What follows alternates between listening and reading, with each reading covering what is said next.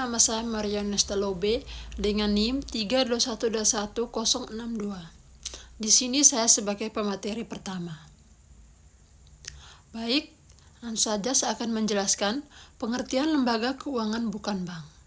Lembaga keuangan bukan bank adalah sebuah badan yang bergerak di bidang keuangan dengan tugas menghimpun dan menyalurkan dana kembali kepada masyarakat. Uang yang dihimpun tidak dalam bentuk deposito, tabungan, atau giro. Tetapi lembaga keuangan bukan bank menerbitkan surat-surat berharga. Sedangkan dana disalurkan kepada masyarakat melalui layanan investasi dan kredit.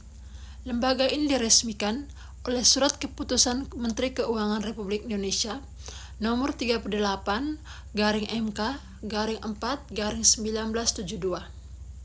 Yang berikutnya perbedaan antara bank dan lembaga keuangan bukan bank. Adapun perbedaan antara bank dan lembaga keuangan bukan bank. Yang pertama, aspek tujuan. Tujuan lembaga keuangan bukan bank adalah menghimpun dana dari masyarakat secara tidak langsung melalui penerbitan surat berharga. Sementara itu, bank berfungsi mengumpulkan dana dari masyarakat secara langsung melalui produk keuangan perbankan seperti deposito, giro, atau tabungan. Yang kedua, aspek peran. Peran lembaga keuangan bukan bank adalah penghubung antara perusahaan dalam dan luar negeri yang saling memerlukan bantuan modal dalam pengembangan dan ekspansi bisnis. Yang ketiga, bentuk kegiatan. Kegiatan perbankan melayani nasabah dalam pembayaran kartu kredit, pembukaan rekening giro atau tabungan deposito, setoran tunai, dan sebagainya. Sedangkan aktivis lembaga keuangan bukan bank adalah pemberian pinjaman modal, penjualan saham, hingga transaksi. Sekian hasil presentasi dari saya. Materi yang berikut adalah fungsi-fungsi lembaga keuangan bukan bank. Yang pertama, pemberi bantuan modal pertama. Fungsi lembaga keuangan bukan bank adalah menyediakan modal bagi pelaku usaha. Pihak lembaga keuangan bukan bank juga menyediakan berbagai penawaran fasilitas kredit, baik dalam jangka pendek maupun jangka panjang. Fungsi yang kedua adalah menghimpun dana masyarakat. Artinya, mengumpulkan uang masyarakat melalui penerbitan surat berharga, pembukaan layanan deposito. Dana yang sudah dihimpun selanjutnya didistribusikan ke sektor produktif seperti unit bisnis kecil masyarakat. Fungsi yang ketiga adalah membantu likuidasi kas bisnis. Selain memberikan bantuan pada UMKM, lembaga keuangan bukan bank juga memberikan kredit pada pelaku usaha menengah agar kas perusahaan suatu usaha dapat terjaga likuidasi keuangannya. Yang keempat, menjamin risiko finansial masyarakat. Lembaga keuangan bukan bank juga berfungsi menjamin risiko finansial masyarakat dengan melakukan pengawasan terhadap sektor-sektor perbankan lainnya. Fungsi yang kelima, menjadi perantara transaksi.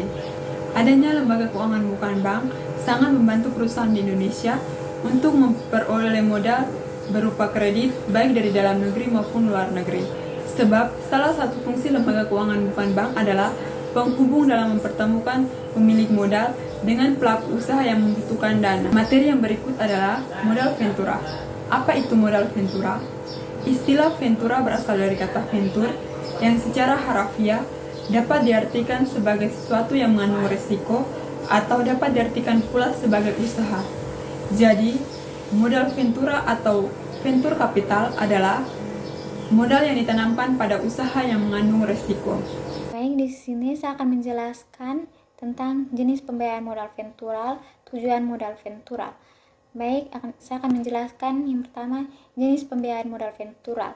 Pembiayaan yang dapat diberikan perusahaan modal ventural dapat dilakukan dalam beberapa cara, yaitu sebagai berikut. Yang pertama, pernyataan modal langsung.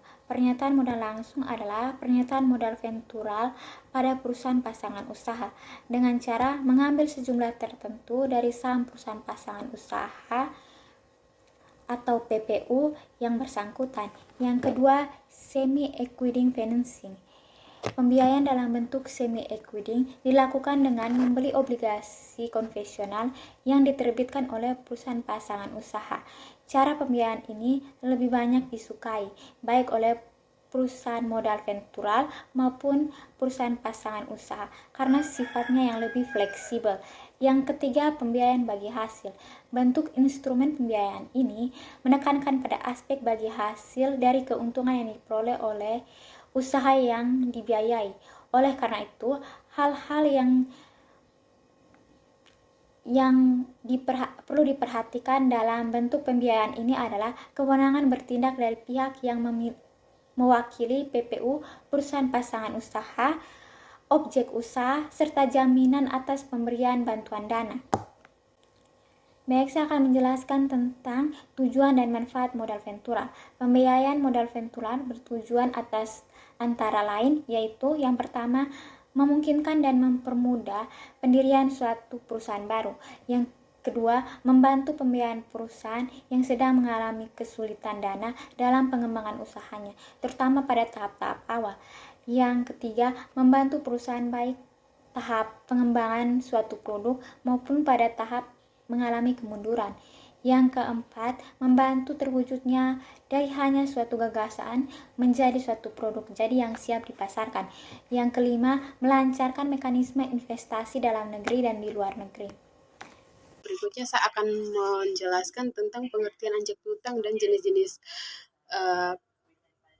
anjak piutang. Sebelumnya perkenalkan, nama saya Mario Restitalo dengan NIM 3212117. Baik teman-teman, langsung ke materinya. Anjak piutang merupakan aktivitas pengalihan atau pembelian piutang dari satu pihak ke pihak lain, termasuk urusan penagihan, pengingat invoice, serta penerimaan atau pembayaran dari debitur.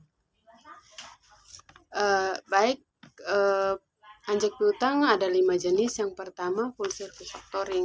Nah, sesuai dengan namanya, perusahaan ini menyediakan segala jenis kegiatan jasa, mulai dari penerbitan invoice, penagihan, sampai penerimaan dana dari debitur. Selain itu juga, mereka bersedia menagih segala jenis piutang, mulai dari piutang normal sampai kredit macet. Yang kedua, resort factoring. Nah, resort factoring ini mirip dengan full service factoring, tapi resort factoring tidak menerima anjak piutang yang menyertakan debt credit atau kredit macet. Kalaupun mereka menerima, risiko kegagalan pembayaran tetap diserahkan kepada pihak perusahaan klien. Yang ketiga, bulk factoring. Bulk factoring adalah jenis anjak piutang yang hanya mengcover kegiatan pembayaran di muka atau DP dan penagihan periodik kepada debitur. Yang keempat, maturity factoring. Nah, berbeda dengan jenis-jenis sebelumnya, maturity factoring ini hanya bertindak sebagai pengawas, penata administrasi, dan pelindung kredit saja. Sementara seluruh aktivitas teknis penagihan tetap dilakukan oleh perusahaan klien. Yang kelima, agensi factoring. Nah, agensi factoring adalah jenis anjak piutang pada perusahaan lain. Jika menggunakan jasa factoring jenis ini, perusahaan anjak piutang yang namanya digunakan dalam invoice penagihan. Meski demikian, proses teknis penagihan tetap dilakukan perusahaan klien sendiri. Di sini saya akan menjelaskan tentang dana pensiun. Dana pensiun adalah tabungan jangka panjang yang dipersiapkan untuk menjamin kesejahteraan finansial seseorang setelah tidak lagi bekerja. Menurut Undang-Undang Nomor 11 Tahun 1992, dana pensiun secara resmi adalah badan hukum yang mengelola dan menjalankan program yang menjanjikan manfaat pensiun. Yang berikut yaitu jenis-jenis dana pensiun. Ada 2 jenis dana pensiun yang perlu diketahui, yaitu yang pertama, dana pensiun manfaat pasti. Dana pensiun manfaat pasti adalah dana pensiun yang bisa dibilang aman karena besarnya manfaat pensiun yang akan diterima sudah ditetapkan dari awal dalam peraturan dana pensiun. Contohnya yaitu dana pensiun pegawai negeri sipil. Dalam program pensiun pegawai negeri sipil di Indonesia menggunakan skema manfaat pasti, di mana besarnya manfaat pensiun yang diterima dihitung berdasarkan gaji pokok terakhir dan masa kerja. Yang kedua yaitu dana pensiun iuran pasti. Dalam program ini, iuran sudah ditetapkan lebih awal dan cenderung lebih stabil.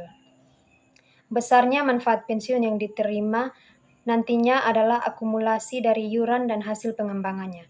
Contohnya yaitu program jaminan pensiun BPJS Ketenagakerjaan. Dalam program ini menggunakan skema iuran pasti, di mana besarnya manfaat pensiun yang diterima dihitung berdasarkan akumulasi dari iuran, dan hasil investasi ketika masa pensiun tiba. Yang terakhir yaitu manfaat dana pensiun. Ada beberapa manfaat dana pensiun, yaitu yang pertama, keamanan finansial di masa tua. Dana pensiun memberikan sumber pendapatan tetap setelah pensiun dan memastikan kebutuhan hidup tetap terpenuhi meskipun seseorang tidak lagi bekerja. Yang kedua yaitu meningkatkan kesejahteraan hidup. Dana pensiun memungkinkan seseorang untuk menikmati masa pensiun dengan lebih tenang karena kebutuhan dasar seperti makanan, tempat tinggal, dan layanan kesehatan sudah terpenuhi. Yang ketiga yaitu mengelola risiko kehidupan. Dana pensiun dirancang untuk menghadapi risiko kehidupan jangka panjang sehingga individu tidak kehabisan uang meskipun hidup lebih lama dari yang diperkirakan. Yang keempat yaitu meningkatkan stabilitas ekonomi nasional. Dana pensiun yang dikelola dengan baik mendukung pertumbuhan ekonomi melalui investasi dalam berbagai sektor produktif. Yang kelima yaitu proteksi untuk keluarga. Beberapa dana pensiun mencakup manfaat untuk ahli waris seperti santunan kematian dan tunjangan.